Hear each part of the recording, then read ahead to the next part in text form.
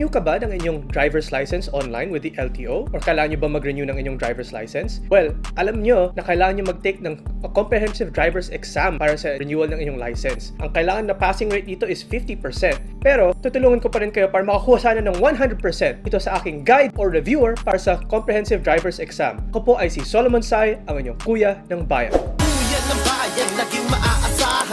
Ngayon, sa comprehensive driver's exam, ito ay isang test. Kukuha nyo online, pwede nyo gawin sa phone ninyo or sa computer or sa laptop ninyo. 25 questions lang naman to at ang passing rate is 50%.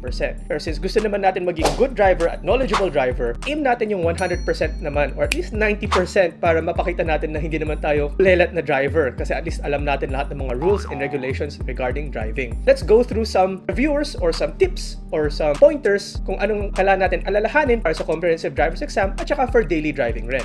So, for example, let's go with these tips. 1. A 30-day suspension of the driver's license shall be imposed if the driver fails to pay the corresponding penalty of the apprehension within 15 days. Second, a fabricated storage compartment fitted behind the seat of a motorcycle that is considered as a motorcycle accessory is called a customized top box. Third, a red-colored curb marking means no loading/unloading. So yung red-colored curb marking is yun yung nasa sidewalk, may makita kang red dun. Yellow-colored curb marking means no parking. Again, ito yung nasa sidewalk. Pag nakita mo yun nasa side na painted yellow yun, bawal ang parking dun. Are you allowed to overtake on a broken line? Yes, but with care and caution. Are you allowed to park at a bus or jeepney stop? No, bawal yan. Are you allowed to traverse or cross on a single solid line? Yes, but with caution rin. A storage compartment attached at the side of the motorcycle, not higher than the seat of the motorcycle, that is considered as motorcycle accessory is called saddlebags/saddle box. At a roundabout with multiple lanes where you should stay if you are planning to turn right on the next intersection. Where should you stay?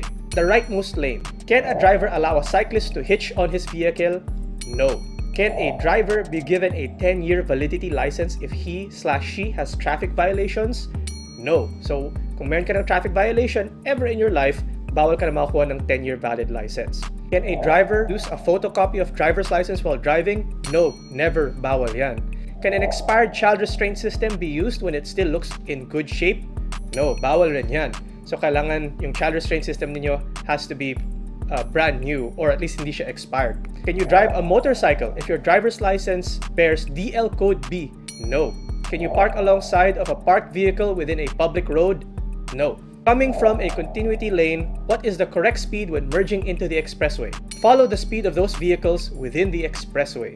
Driving a long and wide truck on a curve or about to turn and there is a motorcycle overtaking on curve coming from the opposite direction. How should you react to this situation? If possible, stop to avoid road crash. How can you overcome stress? Taking a deep breath, sitting comfortably, listening to soothing music, allowing enough space in front and providing extra travel time. How do you respond to a situation where you are approaching your garage to your right and you need to pass on a bike lane which is open, but a speeding SUV is unexpectedly using the bike lane to overtake you? You have to give way to the speeding SUV. How many hours may a temporary operator's permit or a TOP be used as a temporary driver's license? You can use this for 72 hours. If a driver is having difficulty moving his vehicle to the right or left of the road to give way, what should he do when an ambulance is coming from behind and is fast approaching? He should stay on the lane and stop as much as possible. If you feel drowsy while driving, it's important that you park at a safe place and take a short break before proceeding. If your vehicle is stopped at an intersection, in what color of traffic light can you compose your text messages? None. Texting is prohibited even if the vehicle is stopped at an intersection. In which area is parking not allowed? So sidewalks are not allowed for parking. Is the driver allowed to convey passengers on top or on the cover or on top of his vehicle? No, that's not allowed because it's unsafe. Is it allowed to drive a motorcycle if a public road pending release of the certificate registration? No. Is it normal to drive in the center of broken lines? No, it's not. Is using a mobile phone illegal while driving? Yes, if the driver is not using a hands-free mode for the mobile phone. So kung ganyan, kailangan meron kayong parang mount sa inyong mga aircon vent or meron kayong Apple CarPlay or Android CarPlay. What is a motorcycle top box specifically designed for motorcycles and approved by DTI, which may not be subjected for inspection, registration, or apprehension, provided that it is securely attached to the motorcycle and has a maximum capacity of 2 full-sized helmets. Normally, who are allowed to use the third lane of an expressway? Trucks and buses. Registration of a motor vehicle may be suspended if the motor vehicle is capable of causing excessive damage to public roads or the motor vehicle is found to be unsightly. What are the places where parking is not allowed? Bawal magpark sa mga intersections or mga crosswalks. What does this regulatory sign mean? This sign means no entry for vehicles with gross axle load of more than 2 tons. What does this traffic sign mean naman? This means na two-way traffic. So pwede ang two-way traffic sa mga streets na may sign na ganito. This warning sign indicates that a driver has to take precautions as the driver is approaching a slippery road. This warning sign means that the driver must be aware and stop for PWD or persons with disabilities. So, under RA number 11229, what is the allowable age that a child may sit in the front passenger seat of a car more than 12 years old? So, any child less than 12 years old, bawal siya sa front passenger seat ng kotse. Under the Children's Safety on Motorcycles Act, a child below 18 years old can't ride in a two-wheeled motorcycle on public roads unless the child can comfortably reach his or her feet to the standard foot peg of the motorcycle. His or her arms can reach around and grasp the waist of the motorcycle driver, and he/she is wearing the standard protective helmet. Warning signs are generally triangular in shape. What should you do upon seeing these? You need to be cautious and reduce speed as much as possible. What are the requirements for motor vehicle registration? So, ang kailangan nyo dyan is LTO inspection of the vehicle and an emission test compliance. What are the 3 field sobriety tests? Ito yung mga test kung medyo feel ng police officer or ng huli sa inyo na baka uminom ka ng alcohol. So, ano mga test na kailangan? Yun ay ang eye test, walk and turn, and one-leg stand. So, kung napasado nyo naman yung mga test na to, most likely, ang matcha-charge lang kayo kung talagang may nagawa kayong mali habang nagda-drive. Kunwari, nag-beating the red light ka, may nabunggo ka, at least mababawasan yung charges sa inyo. Kasi kung nag-fail ka sa mga test na yan, pwede ka nilang i-breathalyzer or i-test kung nag-inom ka talaga ng alcohol. At kung nag-positive yan, dadagdag yung mga sisingilan at mga penalty sa'yo. What does the double solid yellow line means? The double solid yellow line means overtaking and crossing is prohibited on both sides. What does this traffic sign mean? It means downhill road. What does this traffic sign mean? It means roundabout ahead. What do you call this pavement marking? It means barrier line. So what do you need to know before crossing a primary highway? You need to stop, look, and proceed when safe. What do you need to check in order to have a good all-around vision while driving? You need to have proper adjustment of driver's seat, including side and rear view mirrors. What do you need to do upon parking and getting out of the vehicle? Engage the parking brake. Never forget na meron kayong additional brake, hindi lang yung park. What driver's license classifications are required to use the seatbelts? Both for professional and non-professional driver's license holders, all types of driver's license are required to use your seatbelts. What is the allowed age to apply for a non-professional driver's license? That is 17 years old. What is the basic rule within the intersection? Do not block the intersection. What is the height requirement for a child to be exempted to use a child restraint system? That is 150 centimeters and above. What is the initial driver's license classification for applicants of a new license? That is non-professional driver's license. What is the main purpose of having a vehicle undergo regular vehicle maintenance inspection? To check the roadworthiness of the vehicle. What is the main use of hazard markers? To remind the driver of changes in the direction of travel. What is the maximum height that a driver can install his mobile phone from the base of the dashboard? That is 4 inches. What is the maximum validity of a license that a driver may have if he or she has no traffic violation at the time of renewal? That is a maximum of 10 years validity. What is the meaning of a flashing red traffic light? Stop before the stop line and proceed only when safe. What is the primary objective of the Seatbelt Act? To secure and safeguard the passengers and drivers of motor vehicles. What is the primary responsibility of a driver in times of a road crash? Is to aid the victim, or at least call the police or an ambulance right away. What is the required color of brake lights? It is required to be bright red. What is the required color of headlights? White or yellowish white. So bawal ninyo ipamodify yan to any other color kasi baka mahuli kayo dyan. What is the required color of plate lights? White. What is the required color of tail lights? Red. What is the ultimate result of a road rage? Death. What is the violation of a driver overtaking at an intersection having a one-lane direction? Overtaking at an intersection. What is your violation if you are driving too slow at an overtaking lane? Obstruction or slow moving. What may be the adverse result of having eye contact with an annoyed driver? The annoyed driver may be provoked and road rage may happen.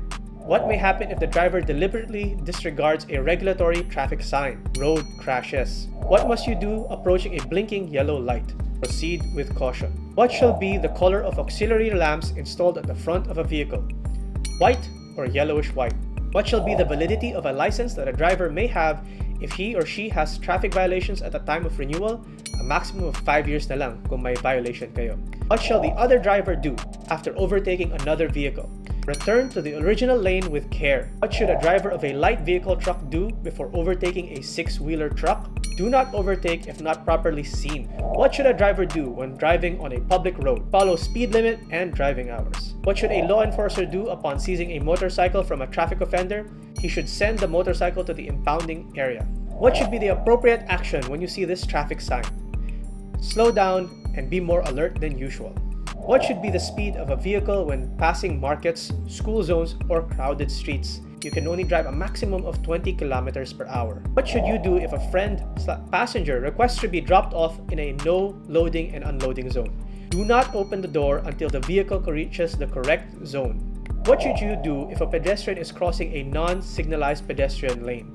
Stop and let the pedestrian cross. Now, alam natin na minsan jaywalking yan, pero syempre, pag tinuloy mo yan, pag siya nasaktan or napatay, ikaw pa rin yung at fault kahit na ikaw yung tama. So, mali ka talaga kung may nasaktan na ibang tao. What should you do to maximize the use of your headlights? Keep the windshield and mirrors clean. What should you do when approaching a sharp curved road? Slow down. What should you not do when following a rider? Use excessive horn to overtake. Bastos yun. What type of helmet should a rider use? A standard motorcycle helmet compliant to specifications of DTI. What type of motor vehicles are covered by Motor Vehicle Users Charge Law? All motor vehicles registered with LTO. What violation may be applied if a driver passed the 3-field sobriety test? Yung initial traffic violation lang. What will happen if the driver refuses to undergo mandatory testing? If such driver is suspected of driving under the influence of liquor or kung nag-inom ka nga ng alak, ito ay confiscation of driver's license and consequent automatic revocation ng inyong driver's license. When are you allowed to pick up passengers at a pedestrian lane? Loading and unloading of passengers at a pedestrian lane is not allowed, never. So when can a child be exempted from sitting in a child restraint system? If the child requires immediate medical treatment. When can a driver be allowed to use his mobile phone while driving?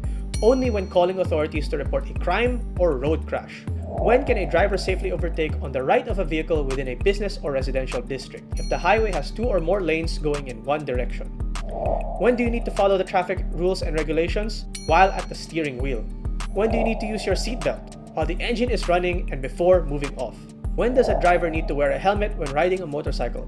For long or short drives and in any type of road or highway. So practically always yan. When may you lend your driver's license?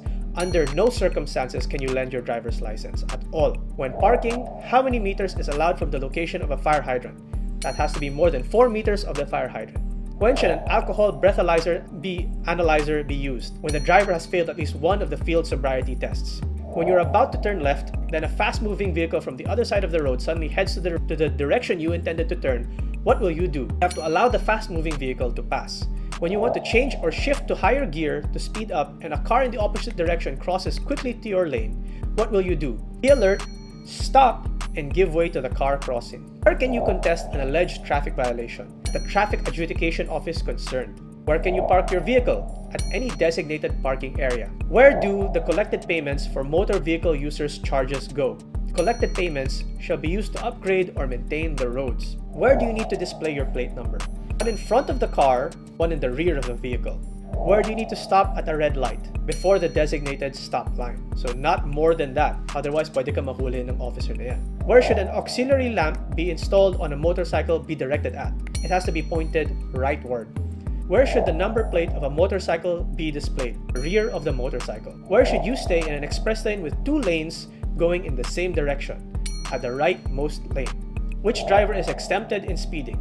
A driver transporting a wounded or sick person only. Which of the following actions may result to road rage? Cutting off other vehicles or following too close. Which of the following is a quality of a good defensive driver? Drivers with positive attitude on road or drivers that are using the basic knowledge of vehicle maintenance. Which of the following is the objective of the Motor Vehicles Users Charge Law? Fund and prevent premature deterioration of the road. Which of the following statements is true? A driver's license holder with authority to drive vehicles with manual transmission is allowed to operate vehicles with automatic transmission. That is yung true statement there. Which one is the correct road discipline? Knowing and abiding by the traffic rules and regulations. Who are exempted from using seatbelts? Motorcycle riders or tricycle drivers? Who are responsible if a motorcycle was used in the commission of a crime? The owner, the driver, and the back rider at the time that it was used. Who has the authority to confiscate a driver's license during a normal traffic violation? Only LTO law enforcement officers or LTO deputized agents. Hindi pwede kung sino-sino lang ang mag-confiscate ng inyong driver's license. Who has the first right of way when two vehicles coming from two different directions approaches an intersection at almost the same time? The vehicle on the right. Who is exempted from Republic Act number 10666 or the Children's Safety on Motorcycle Act? Only children who needs to be transported for immediate medical attention. Who will win between two parties if they fail to overcome stress? Neither the aggressor nor the victim. With these pavement markings, can the vehicle overtake on the side of the broken line? Yes, but passing is not permitted on the side of the solid line. You are driving at a speed of 80 kilometers per hour along a municipal road and suddenly a child crosses the street. What should you do? You should step on the brake immediately and stop. Your license has just expired. Are you still authorized or allowed to drive to the nearest LTO to renew your driver's license? No, you are not allowed. You have to have someone drive you or you have to find a way to get to the LTO to renew without driving. And where should you not blow your horn? In front of hospitals or clinics. So, sana naman nakatulong itong konting guide or reviewer regarding sa mga basic LTO knowledge bases na kailangan nyo para sa comprehensive driver's exam. Ako po ay si Solomon Sai, ang inyong kuya ng bayan.